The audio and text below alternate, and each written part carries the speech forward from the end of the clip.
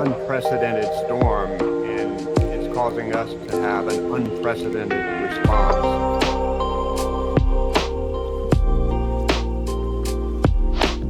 This is an unprecedented storm, and it's causing us to have an unprecedented response.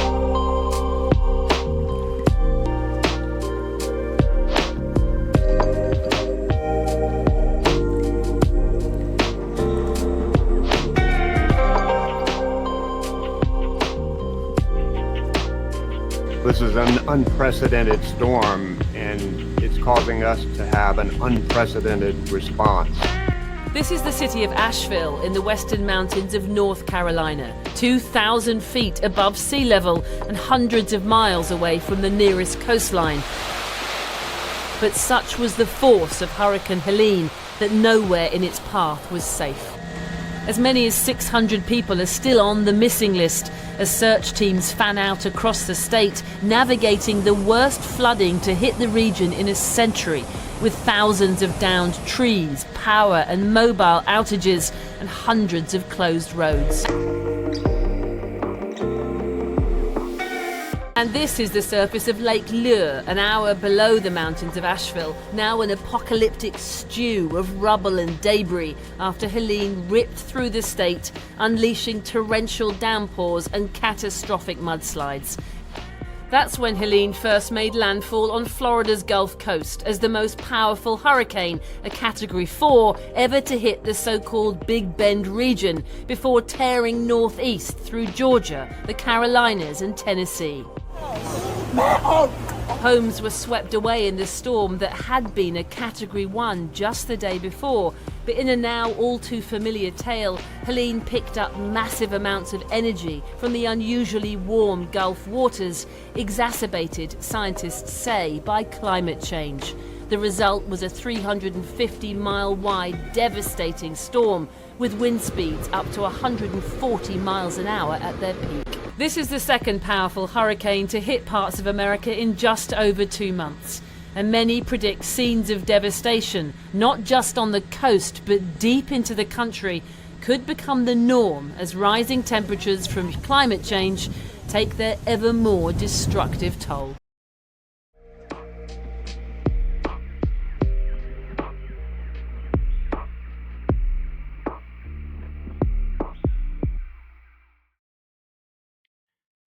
I'd like to take a minute to introduce Patrick Kiebzak. He was right there in the midst of what was going on during the Helene hurricane. How are you doing today, Patrick? I'm doing good, Scott. Thanks for having me on here. So you're not in Asheville right now, correct? No, I'm not. I actually left the area on Sunday. Yeah, we didn't have power or water when I left. Obviously, no internet or cell service by me, but I felt like it was best for me to leave. I was able to get gas in my car, and yeah, I got out. So you're one of the lucky ones. That's awesome. Right, and I do a lot of remote work too, so it was like every day I was not essentially connected to the internet. I was just kind of losing money, you know? Right. I see you're being very active and sharing on Facebook the experience that people are having. What was like leading up to the hurricane? How much time did you think that people had to prepare for it? Yeah, that's a great question. I'll preface this by saying I lived in Florida for the majority of my adult life prior to like 2019. So I've been through a lot of hurricanes. I lived on both the East Coast of Florida and the West Coast, so the Gulf side and the Atlantic side. And typically, a hurricane's coming like a week out, even more, and you got time to prepare. I did hear about this one that was going to be in the Gulf of Mexico coming up. Let's just say 4 or 5 days prior to landfall. The way that I interpreted it as was that it's going to hit the Florida's Big Bend or around that area. And then for people in the area, we pretty much thought like, yeah, by the time it gets to the area, it's going to be, I don't know, tropical depression, maybe a Right. light tropical storm, bringing like 40-mile-an-hour winds, a few inches of rain. Something that would That's be all. easy to prepare for. Right. So I made a pretty big mistake of not getting gas in my car beforehand. I won't ever make that mistake again. So to answer your question, maybe like 4 days to prepare, but we didn't really think anything of it as it being like as intense as it was. I mean, how could you know? Yeah, It's crazy. I mean, I did see some reports that they were calling for flooding, and right. a lot of people were just staying there because they had no idea what it was going to be like. I mean, I've heard someone say that trying to mentally wrap your head around what a flood like that is like, even though there's that flood of what was it, 1916, Yeah, where that was a record flood. To try and understand what that would have been like 110 years later, it would be like trying to say that you know a movie that a friend told you about who didn't actually see it because he heard about it from another friend. yeah, It's like when you see the movie, you're like, whoa, this is not even close to what I anticipated. yeah. What was it that originally drew you to Asheville? I visited Asheville, funny enough, about 3 or 4 times to escape a hurricane. The Okay. most recent one was Irma, and stayed in Asheville for a little bit of time after Irma because it was just like the basically my first favorite place to go to out of like the devastation zone and out of even Georgia got hit at that time. That had a lot of devastation in the Florida Georgia area for that one. So I have family there, and I would stay with my family at their house over in West Asheville, and I just loved the area. It was really nice in terms of the amount of nature that surrounds the area. A lot of good hiking. I felt like very clean air. And coming from South Florida, I don't know if you've ever been, but you don't get a lot of that clean air, a lot of Right. nature. There's a lot of chaos there in terms of how many vehicles and people per square mile, and not that much like just untouched land. So when I went there to visit, there was this draw to the area because there's just so much untouched forest and It's land that you could like. beautiful. So beautiful, right? So that was the thing that initially drew me there was just being so close to nature, so connected. When did you decide you're actually going to take up residence and move there? Yeah, so right after COVID happened, I was actually living in Chicago for a year, and then COVID happened and Chicago totally shut down. So the business partner I moved up there for actually moved to Florida. It was like kind of a funny flip-flop. So I'm Right. like, okay, I don't really want to move back to Florida. Obviously, I don't want to stay in Chicago where I barely knew anybody. That's when I just kind of looked at a map. I'm like, let's try Asheville for a year, and we'll see how it works out. That was in 2020. And yeah, it worked out pretty well up until last week. Wow. Yeah. Yeah. So tell me about what it was like feeling the storm coming in, and at what point. Well, yeah. Let's just hear what that was like. What was the community like? Was there a tension in the air, or were people just like Yeah, whatever? I'll kind of take you through the day leading up. So the Thursday of the storm was pretty normal, other than there was a lot of rain that day. So one thing I noticed, which doesn't really happen often, I actually never even seen it happen in my years living there. There was this like front that was over Western North Carolina and through like Tennessee down to Georgia, almost to the panhandle of Florida. And it was just like sitting there, just dumping rain for like, I think 12, 24 hours, like somewhere in that range. And it was weird because typically when we get a front in that area, it moves like across the state, usually west to east. And then, Hmm. it's good, in 8 hours or whatever. It never like hovers. So that was the first thing I noticed, that it just kept raining that day before the storm hit. And I have a neighbor who she had a tree fall in her backyard the day before on Thursday, like afternoon. We were just like all hanging out. We heard this huge crash. It was her back neighbor. The tree just almost hit her house. Thank God it didn't. But Wow. we were all outside. All the neighbors were talking about it. Like, wow, like the ground's already that saturated from just this rain that tree, huge tree, already fell. So we're like, okay, we're starting to look, at our surrounding trees in the little vicinity of our backyards, and we're pointing them out, like, that one could go, that one could go, but we weren't actually, knowing how this was going to go. We were just kind of estimating. Right. Thursday night comes around, and I think the wind started maybe around like 2:30, 3 a.m. And I'm a pretty light sleeper, unfortunately, so I was up through most of it. Um, Power went out about 4 a.m. Around say like 5:30. is when I really started hearing the winds just get really intense. Like they were pretty heavy already, like maybe 20, 30, 40. But let's say around like between 4:30 and 7 is just when like the most of these winds came through. So you're in the dark. You're in the dark at this Oh point. yeah. Oh And yeah. you're out in the Yeah. country, so it's not like, are you in the country or are you in the city? No, I was actually it's a spot called Arden, so Okay. pretty close to a few main roads, like within a mile or two. So it wasn't that far out, but we have like no street lights on It's our still street, dark. That's what I meant. Yeah. Yeah, still very dark. Like basically the neighbors' like front lights and back lights are all we have in terms of like being able to see when you go outside. So what happened was sleeping in bed, just hearing the winds going through mine and my neighbor's house. It was so loud, and then like the rain ripping and hitting the side of the house. I had never heard anything quite like that before in terms of the amount of trees falling. That was definitely a unique experience because in Florida, a lot of the trees are used to bending, back and Right. forth, They're palm and trees. They got they're springs in palm them. trees. Yeah, they're really robust, and also the environment's kind of set up for it. Like they know that hurricanes are coming, the relief is like available.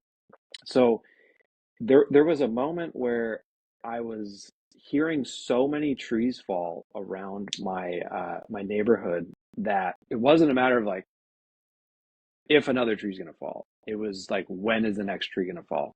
And it seemed like from 4 a.m. to like 7:30, it was like once every few minutes you just heard Wow. this crack, crack, crack, crack, crack, and then just this thud. And there were so many down trees when I woke up in the morning. We didn't expect it to be that bad. Just the amount of trees that fell was just like you have no idea that this was even possible. Like I would say probably one of every 10 trees in our neighborhood fell. Holy smokes. Yeah. I Yeah. mean, that's so, and obviously you didn't sleep. So you were like, it's just, I just imagine like being in the dark and then stepping out and seeing this, the shock of it. Yeah. And it was still raining at that point, right? It Yeah, it was was pouring. still storming. It was storming basically from like Thursday morning until Friday like at noon. It was Yeah. still raining. So just all that rain just dumped on the area. And like that was the one thing that they did predict that we were going to get a lot of. And I saw like a chart. It was like we're going to get between like 8 and 10 inches over the course of 24 hours, which is a lot. And then I think I saw like 40 to 60 mile an hour winds, which okay, it's not that bad. Again, I've been through hurricanes with like 100 mile an hour winds, and Right. that's still not that bad, but 60 is like manageable. What I did the day after, I kind of went around and talked to a lot of the neighbors in the area, a few that have been there for like 20, 30 years. They'd never seen or heard anything like this. And we got together and we kind of chatted about what we think really like happened. And there was a lot of chats about the way that the trees fell in the yards. So typically during a hurricane, the wind's just like blowing back and forth side to side. There's a lot of like swirly wind, I believe. Right. And what we noticed is all the trees fell east to west. It was this really weird thing where, like, typically you would see trees kind of down in every direction. Right. So we also noticed looking at the roots of the trees that a lot of them were twisted a little bit and then they fell, like just maybe 20 degrees from where they were standing. So we came to the conclusion that there was tornadoes, specifically little microburst tornadoes that touched down and just ripped these trees out. Yeah. And it just one tree hits another one and then that one falls. There was a few cases where like it was like a domino effect in our yards to where a huge tree would fall, hit a couple little trees, and they would hit a power line. And basically like that whole, I don't know, 50 square foot area was just like decimated, everything in its path. So at what point, you're in the dark, at what point were you there thinking, holy smokes, this is insane. This is I think around 5 a.m. on it would be Friday morning. That's really when I started to get concerned. Like I said, I've been through so many hurricanes, just like sleeping through them, and they're kind of fun because you're safe in your house because in Florida a lot of houses are constructed with really strong materials that are able to withstand the winds. But I started to doubt the stability of my house in that moment where I was like, okay, these it trees are falling. shaking and moving? Yeah, well, that's the thing is that every time a tree would fall within like, I don't know, 100-foot radius of my house, like my whole bed and the room just like would shake because the tree was just so large. And it was one of those things where it was like, I can only describe it as like being in like a war where it's just like tree fall over here, boom, tree fall over here, boom, transformer over here, boom. And it was just like one after another after another. And that was when I really started to get concerned. And I laid up in bed and I'm just like listening to every single tree fall and just being like, there was two specifically that I knew if they fell a certain direction would hit my house, and they did not fall. They actually, yeah, it was one that was right next to my neighbor's front door, and it would have gone right through the room I was in, and then another one close by. But then there was one in my backyard that if it had fallen this way, it would have hit the house, but it fell this way, like Okay. across my whole backyard. And again, all the trees fell towards the west, which is just kind of strange to me that they all fell the same direction. And Yeah. I'd like to understand. I'd like to study that and get into the science of that. yeah, It's so interesting. Were you one of the people that got blocked in because of the fallen trees and the roads being washed out? yeah, at first there's only really one. Well, there's two ways out of our neighborhood, and both of those ways were blocked at first. And then there was like a no outlet one way, so we couldn't get out the no outlet. So eventually, I think it was like maybe 12 hours after one of the entrances, they were able to cut basically like a car-sized lane in the Yeah. road, which you had to like drive under a power line, under a huge limb, and then you barely got around the road. Um, and that was one lane of traffic for what would be two lanes of traffic. So it was always backed up, people trying to get out and in. And then the other entrance to our neighborhood was just totally blocked off by like just rows of trees that had fallen and then like a transformer and a power line. And it's just like the destruction in our neighborhood was just, it wasn't like anything I've ever seen in my life. And the higher up, because I'm kind of in a lower lying area in the neighborhood, there are lower areas in where we're at, but you could keep going up higher. You know, the houses get nicer, bigger, a little more expensive, and more wooded. And what we noticed is just that the higher we went up in the neighborhood, the worse the devastation was. In the back of our neighborhood, like the furthest you can go, it was so blocked that I ended up carrying a generator up there. There was an elderly woman and her son were up there, and I met up with some guy, and he was like, "Yeah, I'm trying to get the generator to them because their house got crushed, and there's obviously no power, and they needed something." So I ended up walking this like 50-pound generator up there. I think I went over like 50 trees to get there, just like climbing over them, throwing the generator up, Wow. going over this one, that one, and there was just the only path that was to her house was through like front yards. Like the road, it was like non-existent. It was still there. It was under all the trees, but you couldn't even Yeah. like use it. That's interesting because I didn't think about that. I've been thinking about all the houses and the buildings in the low lying areas because that's where the flooding was. But it Hmm. makes sense that the places that were up high, they were going to get the most wind damage because they're taking it on. So it was multi-layered. Yeah, So it's they call it the perfect storm.